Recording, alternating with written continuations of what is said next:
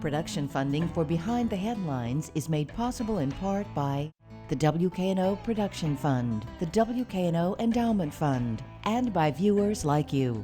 Thank you. Members of the County Commission on the sales tax referendum, county spending, and much more tonight on Behind the Headlines.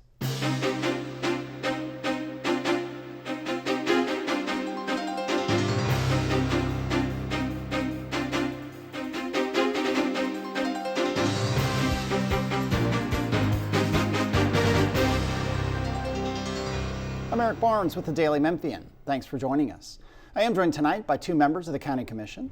Edmund Ford Jr., thank you for being here again. Thank you. And Van Turner, thank you for being here again. Thank you. Along with Bill Dries, reporter with the Daily Memphian. So let's start with the sales tax referendum and the outcome. It passed during the election, 2 weeks ago?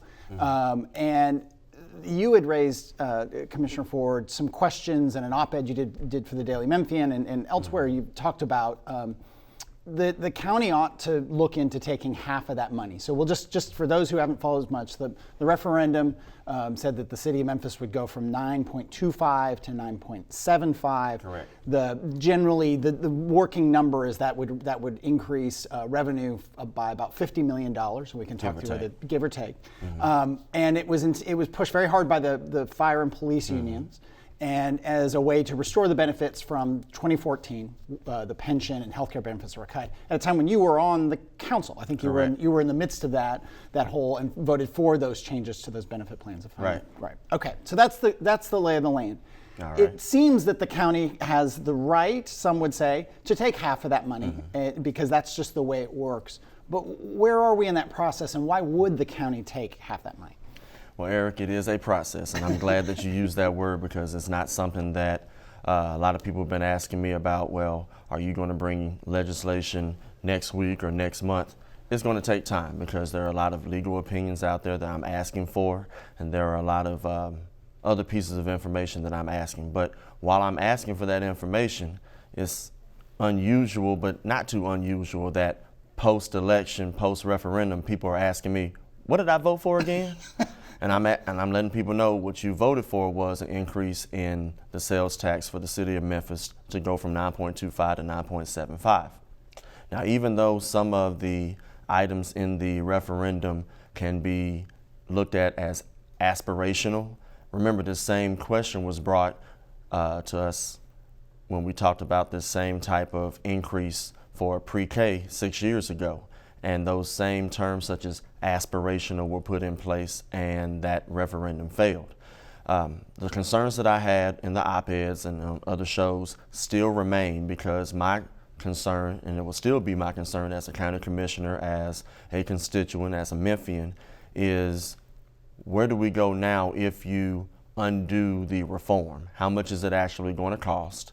And where will we be at 1 year, 2 year, 5 years from now? All right, and we'll come back and we'll dig into all this stuff. Let me get Commissioner Turner in. Your take on this, and because from some point of view, this was presented as purely a city of Memphis, mayor's office, city council. It didn't have anything to do with the county. Was kind of how it was framed up, and I think Commissioner Ford surprised some people when suddenly reminded them that sales tax revenue is potentially for the city and the county. But where do you stand on all this? Yeah, I mean, I think that the goal, if we were to get any of these funds, would be to support education. And we all know how important education is to everyone.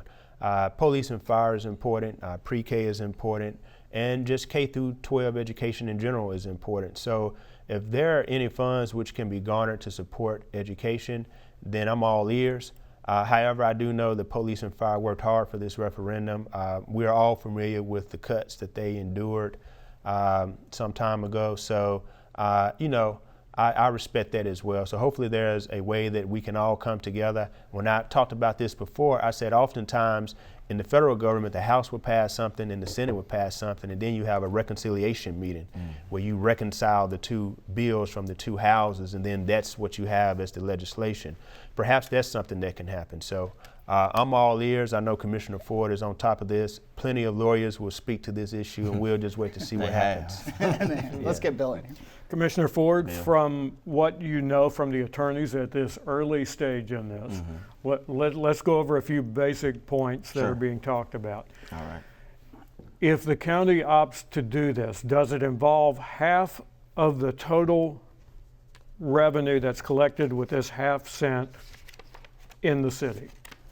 All right, and I got an answer for that. In fact, when I asked about that, I went back to Tennessee Code 67-6-703, and the last sentence of that code simply says, if the tax levied by a county legislative body is finally determined to be non-operative, such action shall not preclude subsequent action by the county to adopt the tax at a rate at least equal to the city or town tax rate, in which event the city or town tax shall cease to be effective, provided that the city or town shall receive from the county tax the same amounts as would be received from the city or town tax until the end of the current fiscal year of the city or town. So I know people have interpreted one way or the other. One thing that I know that Commissioner Turner has probably looked at, and that's the CTAS opinion that was given approximately a year ago, where if that tax is levied, 50% would go to education, and then the other 50% will be levied in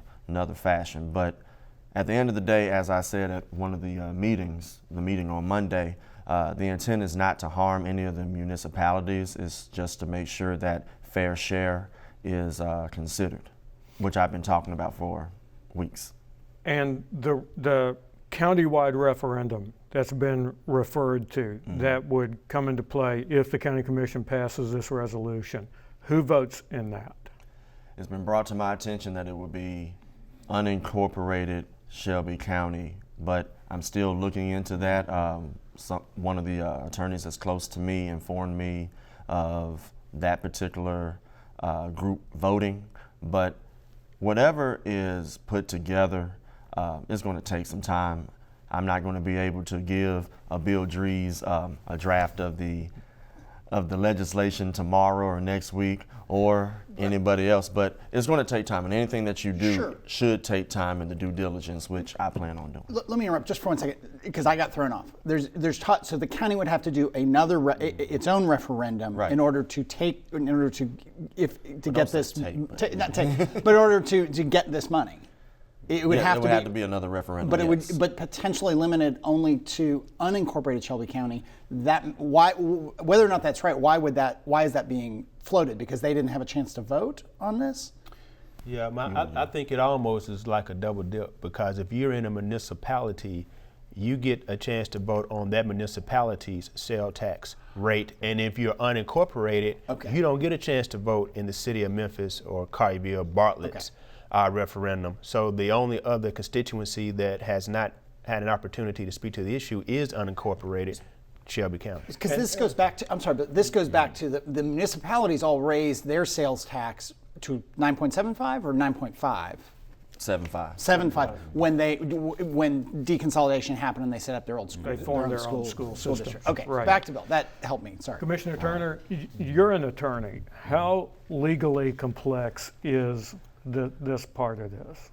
Well, I think it's very complex. I mean, you're talking about a number of issues that are taking place at the same time, and you're dealing with potentially 7, various constituency groups, which may or may not have competing interests. So that's what the courts are for, and we all know how complicated it was for the school system to, basically consolidate and then deconsolidate, if you will, and you had the creation of those 6 municipal school districts along with the Shelby County Schools. So I would figure that this would perhaps not be as complex, but it perhaps would likely lead to a court having to weigh in at some point. Commissioner Ford, do you have any estimate now when all of these legal opinions are going to start coming in, when you're going to have the answers that you need to pursue? I know one has already come in, but I can't discuss it too much because of attorney-client privilege, but I am doing the due diligence.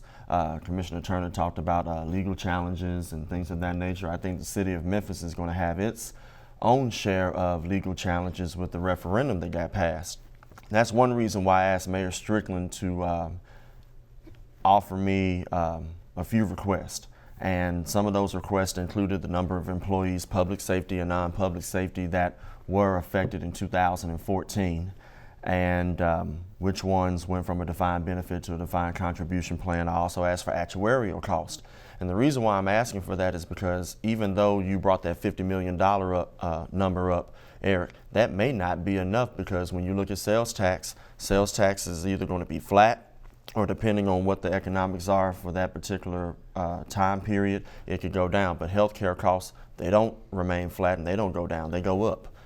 So looking at that and looking at the work that the city council did in order to pay on their ARC, which they'll be doing in 2020, as well as looking at other numbers, I'm just looking at, and this was one of my other requests as far as the actuaries. I went back and looked at the email from 2015 when Comptroller Justin Wilson and I had conversations back and forth, and he essentially said either get your house in order or we'll do it for you. This was at the Yes. state level, which basically put the, forced the city and some other municipalities, but particularly Memphis, to get its house in order in terms of the pension and the underfunded pension plan. And I think if you go back to what was the case prior to 2014, I think that those same challenges and same concerns are going to come back up.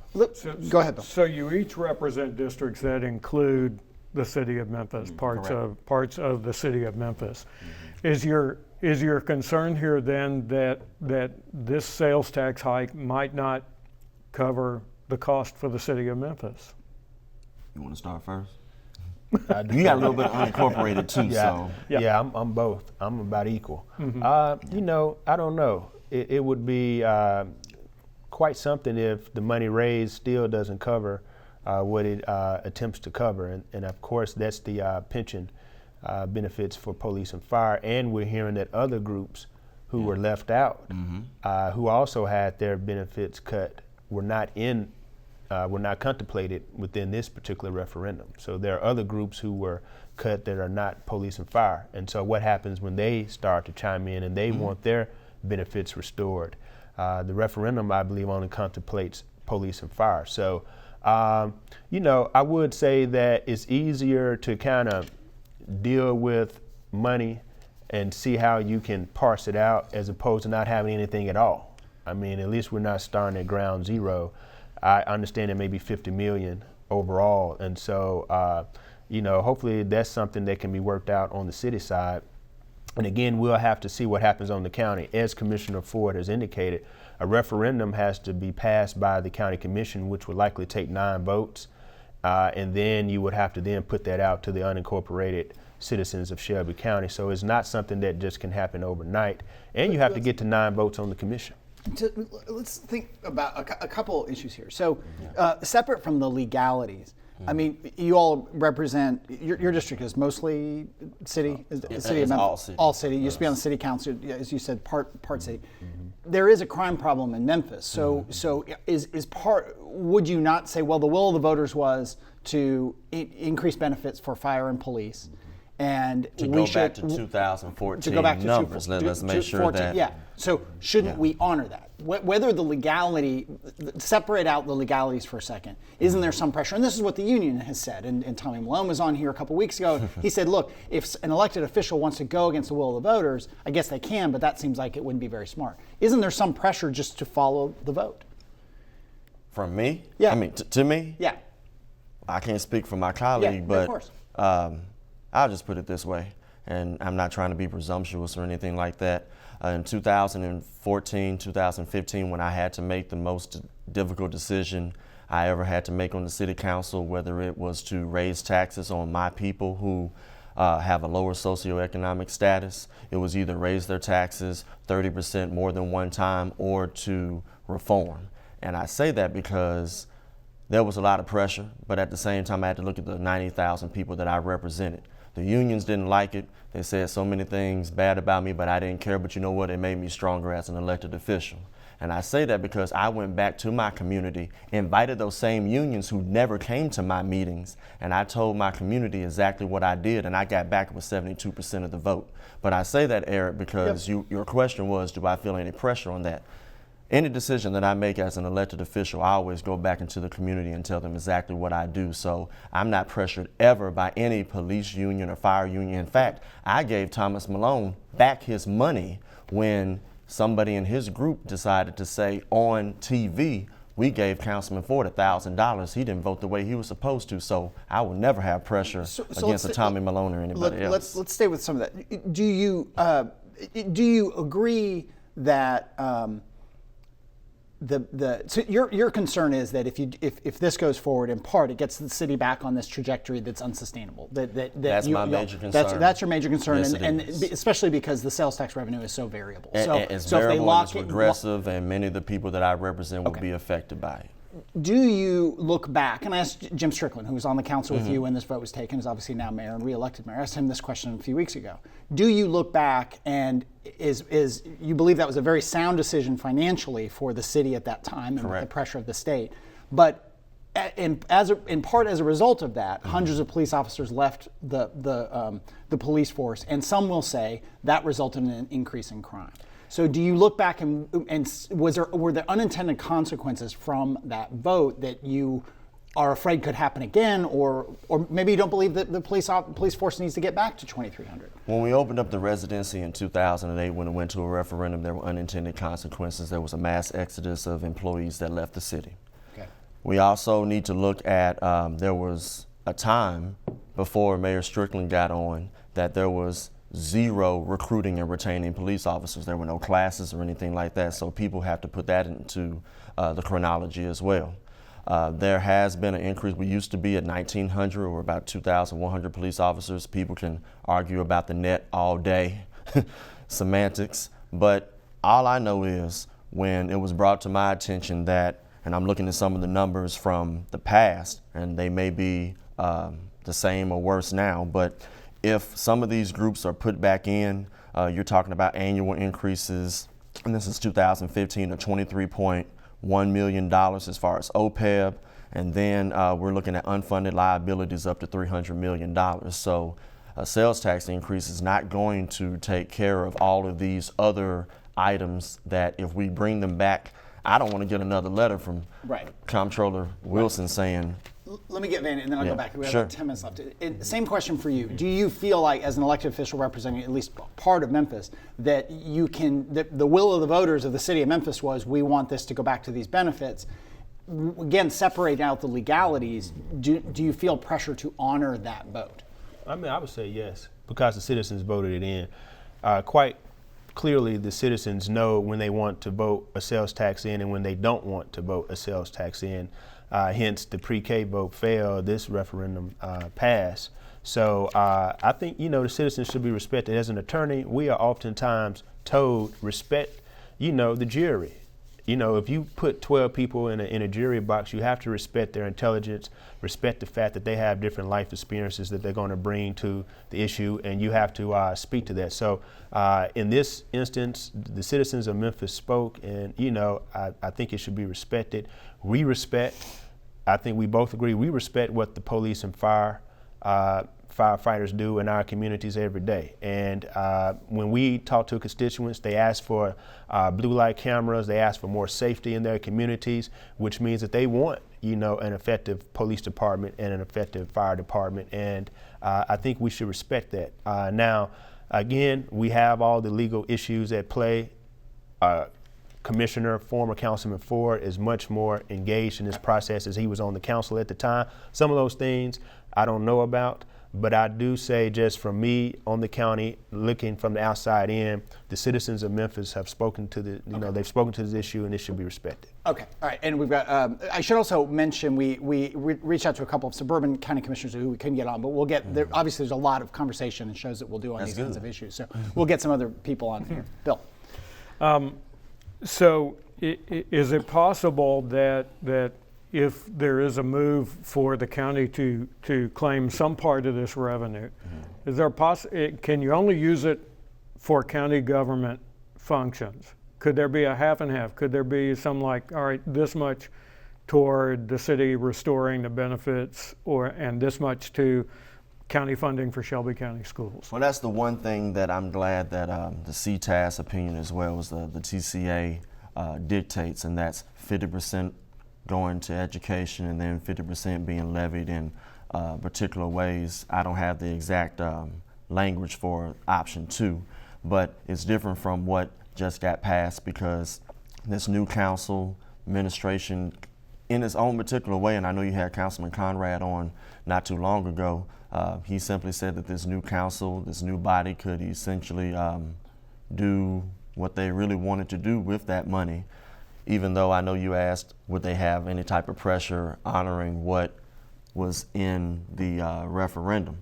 But I'm asking particular questions as well because to go with your particular question, I would like to find out how much each one of the municipalities gets from their local option sales tax, and I would like to see what % each one gets from the county property tax applicable to schools, because that's going to give me an idea of making sure that the municipalities who raise their sales tax and some raise their property tax in order to have their own municipal schools.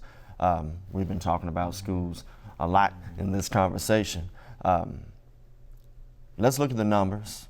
Let's keep getting the legal opinions.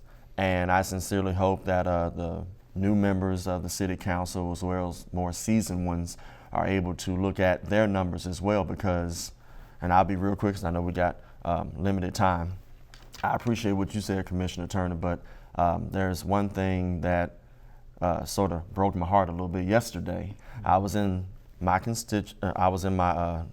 community. I was eating lunch, and there were a lot of public works workers. There was this one gentleman that looked like he's been working 24 hours straight. He had 2 knee braces on each knee, and he asked me what makes my work different from a police officer or a firefighter, and I gave my time as well. So I think there's going to be a lot of legalities that will have to be resolved, especially if that worker or somebody else decides to say, well, my benefits were reformed as well, so I would like to get the same thing that everybody else got. Because, and I'll say this to end off, we were not given the decision to cherry pick the people that we reformed. We had to reform everybody.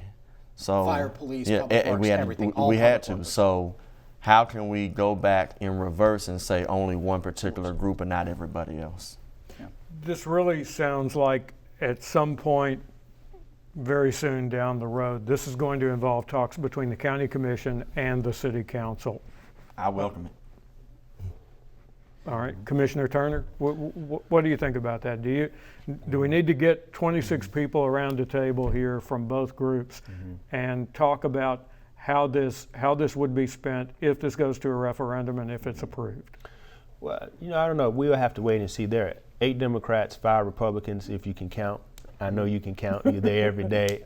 So that means we have to pass a referendum for a sales tax increase by 9 votes, which would mean one of our Republican colleagues, if there are 8 Democrats and the 8 Democrats vote for it, one of our Republican colleagues would have to come over and support the referendum to even get to the people to vote on. And so, and you're going to have our colleagues on, but what they're likely hearing from the 6 suburban municipal governments is we need our full sales tax to support our school system. And if the county passes a sales tax, it cuts into our sales tax, which we're using for our schools. So, dear county commissioner, vote no against a county referendum, resolution to pass a referendum on the ballot. So it may not even get through the commission, but if it does get through the commission and then the second stage, the unincorporated citizens have to vote, and if it passes that hurdle, then I think it's time for us to talk to the city.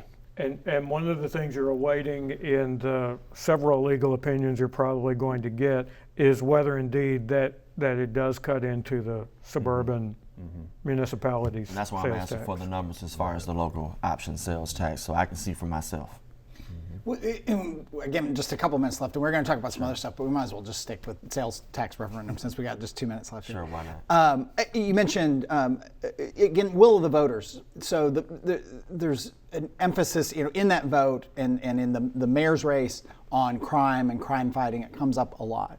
Right. Do you feel any pressure that the county doesn't fund city police, obviously, but the county does fund certain law enforcement crime prevention strategies? Do you feel any pressure to say, well, if the county does take that, there are needs everywhere, school, pre-K, all this, but to follow again that will of the voters saying we want this money to go towards crime generally. That's what we if you interpret it that way, and you can hear certain politicians already interpreting that way. It's not about the specific language in the referendum, which is, as you say, aspirational, but the intent is voters were concerned about crime and they want to fund crime fighting efforts. Are there things the county could look at that would help prevent crime? I'm open, but I will say this to answer definitely the first and second part of your question. If the new county, or the new city council members, as well as the city mayor, want to go back and see what can be done, just know it is at a price. Yeah. And the sales tax is not going to be enough money. Right. In fact, the numbers that I showed you from 2015 will probably be more. So be ready to either raise taxes on top of your tax rate, or cut services, or something that may not necessarily been in a referendum, but these are the unintended consequences that could happen. So if they honor it, just know that it's going to be a cost that the taxpayer is going to have on top of the sales tax. All right, we will give you the last word. We'll leave it there. Thank you, Commissioner. Thank you, Commissioner Turner, and thank you, Bill. Join us again next week. Good night.